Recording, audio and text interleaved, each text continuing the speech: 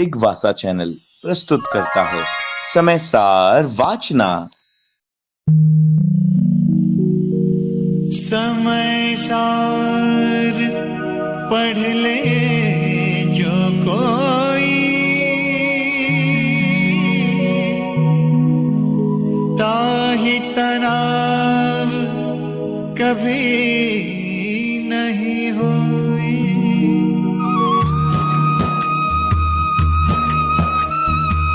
ओम नमः सिद्धिभ्यः। जय बोलिए त्रिकालवर्ती त्रैलोक पूज विश्वाराध्य पंच परमेष्टि भगवान की, अनंतानंत सिद्ध परमेष्टि भगवान की, वर्तमान जिन शासन राशि वर्धमान महावीर भगवान की, परम पूज्य आचार्य भगवान श्री कुंद कुंद स्वामी मुनि महाराज की, परम पूज्य चारित्र चक्रवर्ती आचार्य भगवान श्री शांत सागर जी मुनि महाराज की, परम पूज्य महत्वश्री आचार्य भगवान श्री पाय सागर जी मुनि महाराज की, परम पूज्य अध्यात्मिक आचार्य भगवान श्री जय कीर्ति जी मुनि महाराज की, परम पूज्य भारत गौरव आचार्य भगवान श्री देशभूषण जी मुनि महाराज की, परम पूज्य सिद्धांत चक्रवर्ती आचार्य भगवान गुरुदेव श्री विद्यानंद जी मुनि महाराज की, श्रीमद जैन धर्म की,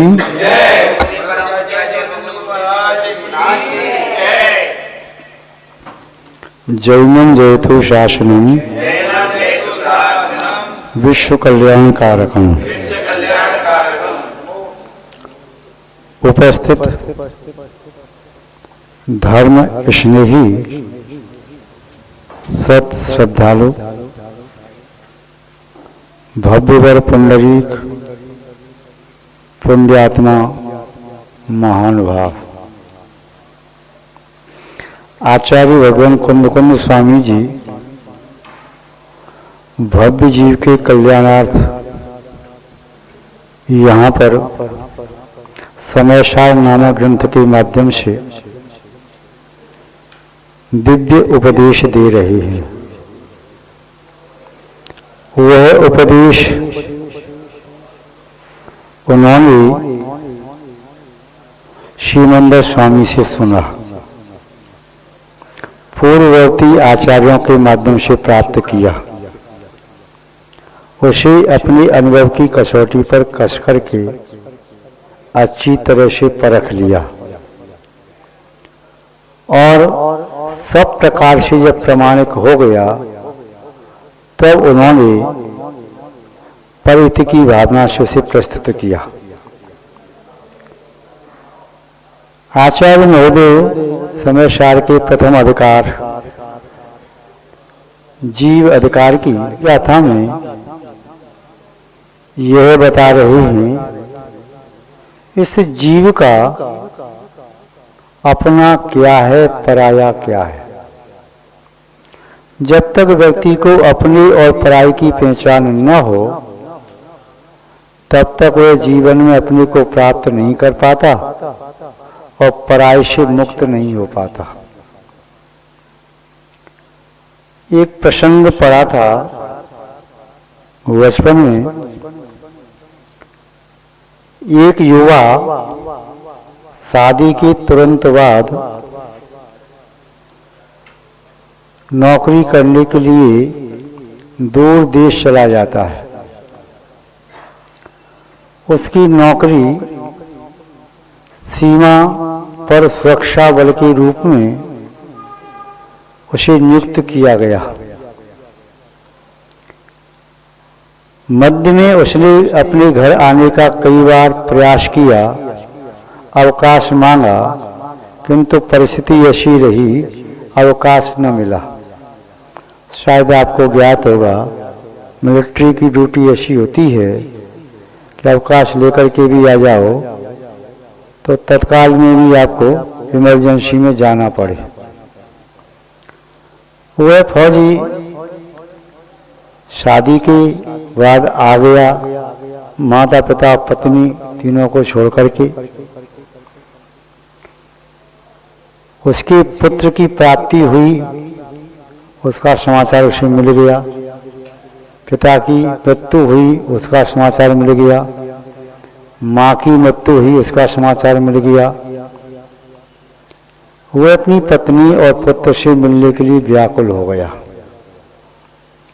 लगभग 12 साल बीत गए। 12 वर्ष तक वह अपने घर न आ सका। जब वह अपने घर आ रहा था, समाचार भेज दिया कि मैं अमुक समय तक, अमुक दिन तक घर पहुंच जाऊंगा। किंतु पत्नी अपने 12 साल के पुत्र के साथ उस गांव में अकेली रह रही थी। सास ससुर के चले जाने पर गांव के लोगों ने उसे परेशान करना प्रारंभ किया। अपनी इज्जत आबरू को बचाने के लिए उसने उस गांव का त्याग कर दिया। सोचा जिस मार्ग से वो आ रहे हैं मैं वही मार्ग में उनसे मिल लूंगी, और अपने घर को खाली करके जो मुख्य सामान था,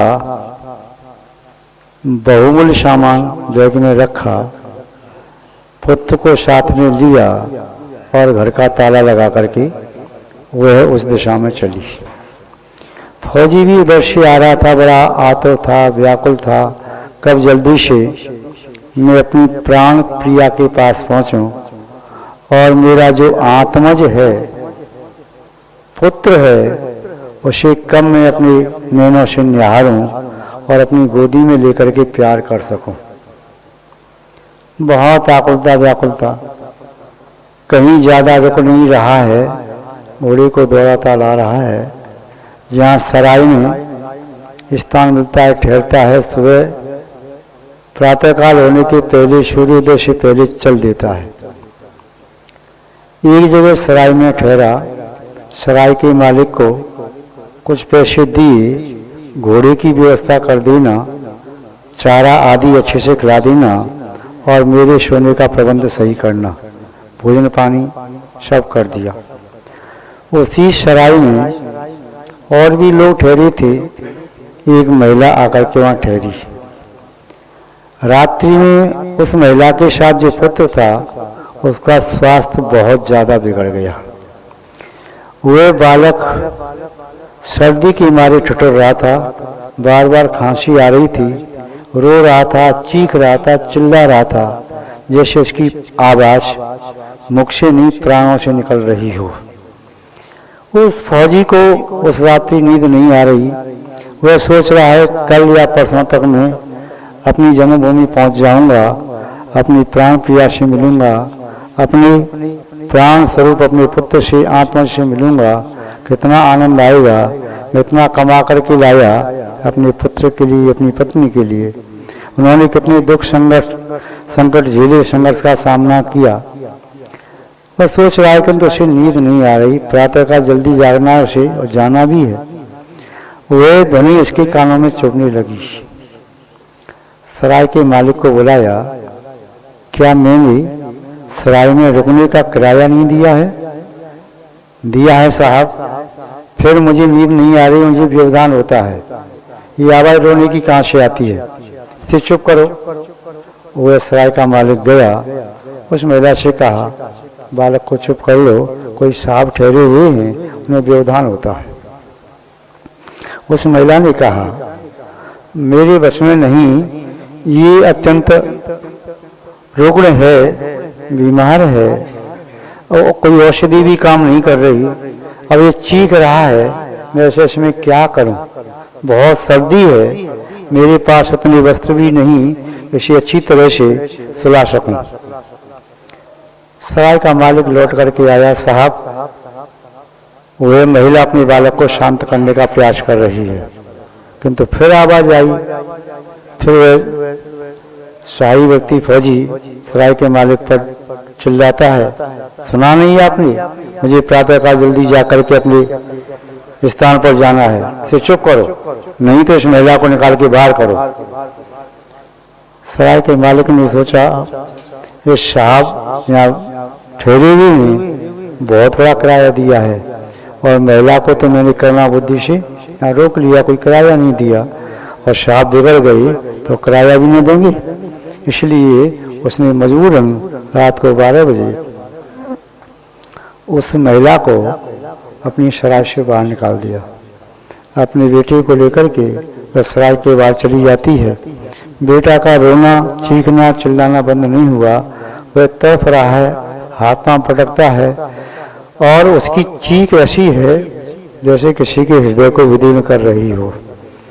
माँ अपने बिलखते बेटे को देखने में असमर्थ है, किंतु फिर भी मजबूर क्या करे।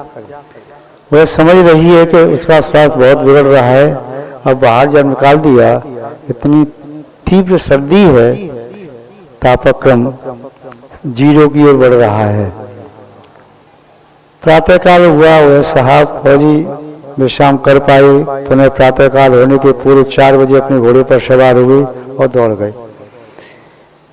इधर वह महिला प्रातःकाल तक अपने बेटे की सांसों को न रोक पाई और उसका बेटा रात्रि में ही चल बसा। बिलखती रही, रुदन करती रही। सराय के मालिक ने सांत्वना दी, क्षमा याचना की, किंतु उसका बेटा तो चला गया था। फौजी अपने स्थान पर पहुंचा, घोड़े को बहुत दौड़ाया और अपने स्थान पर पहुंच करके देखा कि उसके घर में ताला लगा हुआ है। पूछा कि मेरी पत्नी और मेरा बेटा तो होगा। बताया कि 2-3 दिन पहले पैदल चलती हुई वो आपकी दिशा में चली गई है। उसने कहा मैं उसकी खोज करता हूँ। लौट करके आया और वह सब जगह छोटे छोटे गांवों पता लगाता आया। बताया कि हाँ एक बालक साथ में था, एक महिला यहाँ से निकली। वहीं सराय तक पहुँच जाता है। पूछा हाँ एक महिला आई थी रात में। साहब जिस रात्रि आप ठहरे थे उस महिला को भी मैंने यहाँ पर सराय में स्थान दिया था। उसके साथ बालक था, रुग्ण था, सर्दी लग रही थी। महिला उस बालक को छुप करने का प्रयास कर रही थी। आपके आदेश से उसको सराय से बाहर कर दिया और वह बालक मृत्यु को प्राप्त हो गया। वह महिला कहाँ है? कौन था वह बालक? बालक का संस्कार हो गया और महिला यहाँ से निकल चुकी है। वह और आगे बढ़ता है। पूछा महिला कोई यहाँ पर आई? हाँ महिला है, बेहोश पड़ी हुई है, मूर्छा उसको आ गई है। उसके पास कोई सामान है। देखा हाँ एक थैला पड़ा हुआ है। उस थैले को देखा, उस थैले में उसे फोटो मिला। जो फोटो उस फौजी का था, उसकी पत्नी का था और उसके माता पिता का था। फौजी को समझते देर नहीं लगी कि यह बालक कोई और नहीं मेरा बेटा ही था और ये महिला मूर्छित पड़ी है कोई और नहीं मेरी ही पत्नी है। जब तक फौजी को ये ज्ञात नहीं था कि बालक मेरा है, तब तक फौजी के मन में उसके प्रति कोई करुणा दया का अपनत्व का भाव नहीं। जब फौजी को ज्ञात हुआ कि मेरा बेटा मेरी ही निष्ठुरता से, मेरी निर्दयता से, मेरी निष्करुणा से मृत्यु को प्राप्त हो गया, काश रात्रि में जाकर के देख लेता कि वो कौन महिला है, कौन बालक है, दया करके उसे बाहर सराय से नहीं निकालता तो आज मेरा बेटा प्राण नहीं खोता। आज वह फौजी फूट फूट करके रो रहा है। पत्नी को अचेत अवस्था से सचेत करने का प्रयास किया, उपचार किया। पत्नी ने सभी हाल रो रो करके बता दिया, किंतु फौजी के पास पत्नी के प्रश्न का कोई उत्तर नहीं था। महानुभाव यहाँ पर समय सार में आचार्य महोदय बता रही हैं, जब तक हमें अपनी वस्तु भी पर दिखाई देती है तब तक उसकी हम केयर नहीं करते, उसकी सुरक्षा नहीं करते। और जैसे लगता है कि मेरी है तो छोटी चीज भी हो तो उसका बहुत ध्यान रखा जाता है। यही है अपना पराया। समय सार में आचार्य महोदय ही बता रही हैं, जब तक आपने आत्मा के वैभव को अपना नहीं माना तब तक आत्मा के वैभव को आपने अनादिकाल से ठुकराया है। आत्मा का ज्ञान गुण, आत्मा का दर्शन गुण, आत्मा का सम्यक गुण, आत्मा का संयम गुण, आत्मा का चारित्र, आत्मा का सुख, आत्मा की अनंत शक्ति, ये सब आत्मा के गुण, स्वभाव, लक्षण, धर्म हैं। इनकी हमने उपेक्षा की और हम पुद्गल का ढेर इकट्ठा करते रहे। जो पुद्गल न तो हमारा कभी था, न आज है और न कल हो सकेगा। जिस पुद्गल का मैं कभी न था, पुद्गल जो आज भी मेरा नहीं हो सकता और मैं पुद्गल का नहीं हो सकता, और न कभी भविष्य में यह पुद्गल मेरा हो सकेगा और न पुद्गल का हो सकूंगा। मेरा क्या है वह तो मैंने छोड़ दिया, बाहर फेंक दिया, और जो मेरा नहीं है उसको मैं अपने हृदय से लगा करके घूम रहा हूँ। यही तो मेरी अनादिकाल की भूल है। मिथ्या तो यही तो करता है, उस आत्मा को अपने वैभव से दूर कर देता है और पर पदार्थों के प्रति उसे आसक्त कर देता है।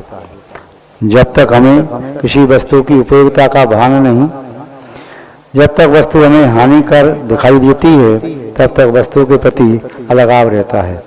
जैसे ही वस्तु हमें लाभदायक, सुखद, शांतिप्रद और अपनी महसूस होती है, तो वस्तु के प्रति सहज लगाव हो जाता है, रुचि होती है, प्रीति होती है, उसकी प्रतीति होती है। किसी परिवार में एक पुरानी वीणा थी, उसके दादा बजाते थे। दादा जब दिवंगत हो गए तो वीणा को उसके बेटे ने कभी देखा होगा, वह भी पढ़ाई करके बाहर जॉब करने चला गया। उसके भी बेटे हुए, वह वीणा कोने में पड़ी थी अपने घर के कोने में। उसको कोई बजाना जानता नहीं था, किंतु पूर्वजों की कोई चीज़ है, धरोहर है, तो उसे संभाल करके रखो। किंतु युवा बच्चे अब पढ़े लिखे के योग्य बने तो उन्हें कहा एक कबाड़ा सा पड़ा हुआ है, इसे निकाल के अलग करो। ये बड़ा परेशान करता है। पिताजी को इसे लगा देने यानी क्या इसमें। उस वक्त चूहे रात में कूदते तो आवाज़ की आती तो सबकी नींद खुल जाती। कभी बिल्ली उधर से निकल के जाती तो आवाज़ आती। कभी कुछ और हुआ, जिसे गिर पड़ी वीणा तो आवाज़ आती, बड़ा डिस्टर्ब होता। वे जानते तो नहीं थे कि वीणा है, कोई वाद्य यंत्र है।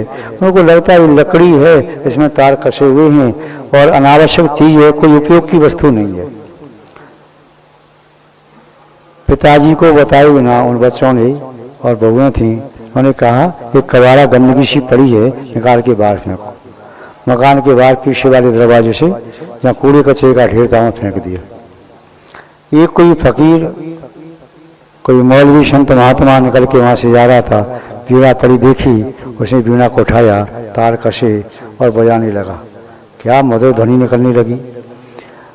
पूरा मोहल्ला इकट्ठा हो गया, गांव के लोग इकट्ठे होने लगे, भगवान की भक्ति गाने लगा, भजन बोलने लगा और वीणा के माध्यम से स्वर निकल रहे थे, सबके चित्त को रंजायमान कर रहे थे।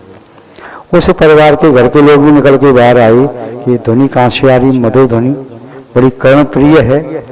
देखा ये तो कोई फकीर है, किंतु उसके हाथ में जो कबाड़ा सा है उसको ही बजा रहा है, उसमें शाबा निकल रही है। वे उतर के नीचे आए, कहा ये तो हमारी चीज है। बोले तुम्हारी अब नहीं रही। जिसको आपने त्याज्य मान करके, जिसको आपने दुखद मान करके, कष्टदायक मान करके, उपेक्षित मान करके इसे छोड़ दिया, त्याग दिया, अब उस पर तुम्हारा अधिकार नहीं रहा। आपने इसकी कीमत नहीं पहचानी, इसकी उपयोगिता नहीं पहचानी, इसलिए आपके लिए आज भी कबाड़ा है। जो इसकी उपयोगिता जानता है उसके लिए वह सार्थक होती है। आत्मा के गुण जब तक हमारी समझ में नहीं आते हैं तब तक वे निरुपयोगी होते हैं और हमें लगता है क्या कबाड़ा सा पड़ा हुआ है। और जब उसी के माध्यम से दूसरा व्यक्ति अनंत आनंद सुख का अनुभव करता है तो लगता है हमारे पास भी तो अच्छे थे, हमने उपेक्षा क्यों की। तो याद आता है हमारे भगवान हमें हमारी आत्मा की निधि का परिचय कराते हैं। जब तक व्यक्ति की बुद्धि मोहित होती है, मिथ्यात्व से ग्रसित होती है, तब तक व्यक्ति अपने पराय का भेद नहीं कर पाता। और जैसे ही व्यक्ति की आंखों से मोह का पर्दा हट जाता है तो उसे अपनी पराई की पहचान हो जाती है। शराब का नशा जब तक रहता है तब तक उसे नहीं मालूम वो क्या कर रहा है, उसकी बात प्रमाणिक नहीं होती।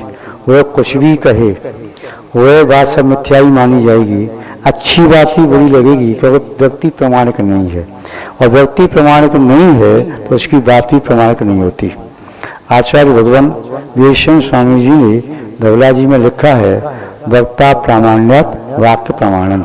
वक्ता के प्रमाणित होने से वाक्य प्रमाणित होते हैं। तत्व सूत्र में आचार्य भगवान उमा स्वामी महाराज जी ने भी लिखा है, कि सब सतो विशेषात यद्दोषोपलब्धि ऋणमत्तवत्। सत्य और असत्य की पहचान किए बिना जो उन्मत्त पागल की तरह से कुछ भी कहे तो उसके वाक्य प्रमाणिक नहीं होते। प्रमाणिक उसके वाक्य होते हैं जो प्रमाणिक होता है। किसी किसान ने किसी बड़े से बनिया से व्यापारी से कुछ अनाज खरीदा।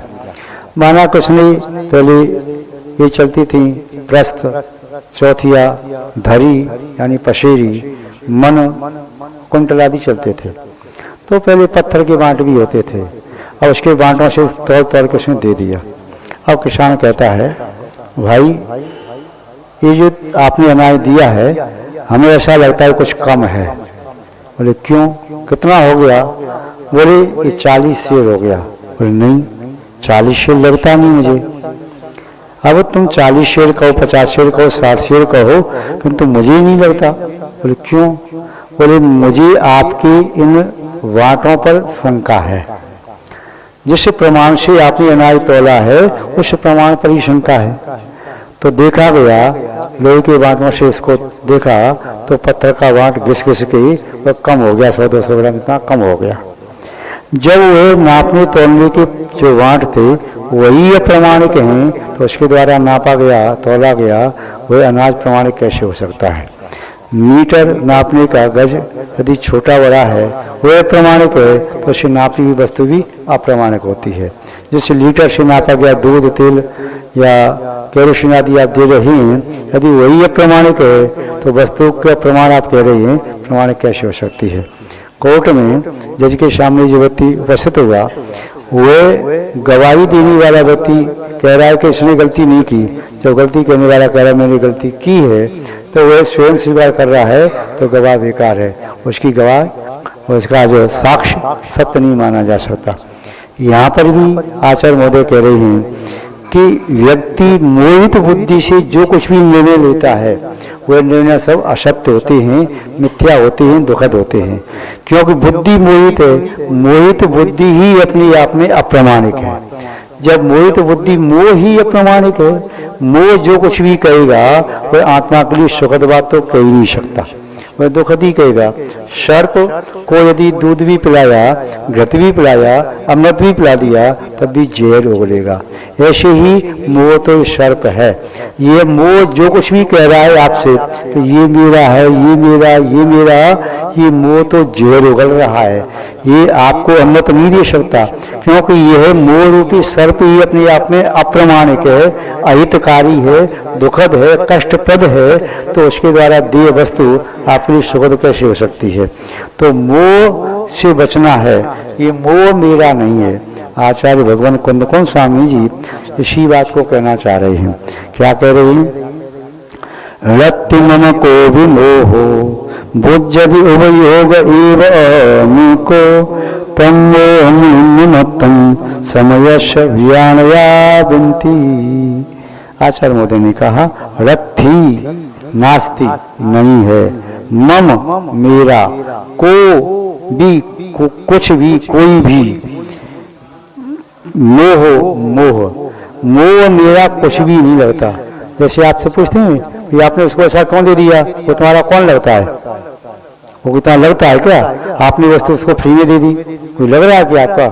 उसको क्यों दी? पिताजी आपको डांटते हैं, आपने उसको क्यों दिया? रात से चलते हुए राहगीर को आपने वो अमूल्य आहार दे दिया, घड़ी दे दी, आपने चेन दे दी, क्या दी, क्यों दिया? आपका कौन लगता है वो आपका? तो ऐसी करिए मोह तुम्हारा कौन लगता है? इस मोह की बात क्यों मान रही? इस मोह के चक्कर में क्यों पड़े? ये मोह तुम्हारा नहीं है, मोह तुम्हारा नहीं है, मोह तुम्हारा हितकारी नहीं है, अहितकारी है। मोह के द्वारा दी हुई शिक्षा ये हितकारी नहीं है, अहितकारी है। एक व्यंग्यात्मक भजन आता है, किसी ने कहा भगवान महावीर स्वामी से, वीरा मैंने बुलायो नहीं आयो, वीरा मैंने बुलायो नहीं आओ। वे सैनिक राजा का तुम्हारी मौसा लगते जो उनको तीर्थंकर बनायो, वीरा मैंने बुलायो सो नहीं आयो। वो चंदन वाला का तुम्हारी मौसी लगती, उनके बंधन को छुड़ायो, वीरा मैंने बुलायो नहीं आया। तो वे आपको कौन लगते थे?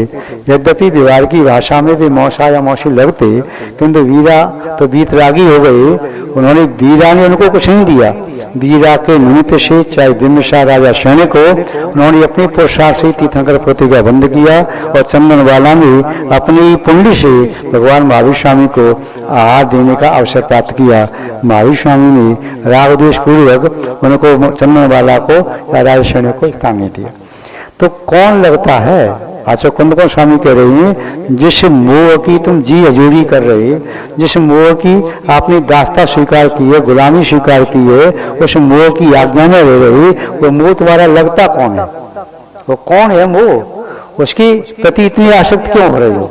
जैसे कोई पिता समझाए, बेटा उस लड़की के पीछे क्यों पड़ा? वो तुम्हारी लड़की कौन लगती है? क्या है वो? या किसी वेश्या के पीछे क्यों पड़ा? या किसी और के पीछे क्यों पड़ा? वो ज्वारी है, चोर है, उसके साथ क्यों पड़ा तू? तो ऐसे ही आचार्य कुंदकों स्वामी समझा रहे हैं पिता की तरह से, इस मोह के पीछे क्यों पड़े? इस मोह की बातों में क्यों आ रहे? इस मोह को अपना क्यों मान रहे? यही तो तुम्हारा सबसे बड़ा शत्रु है।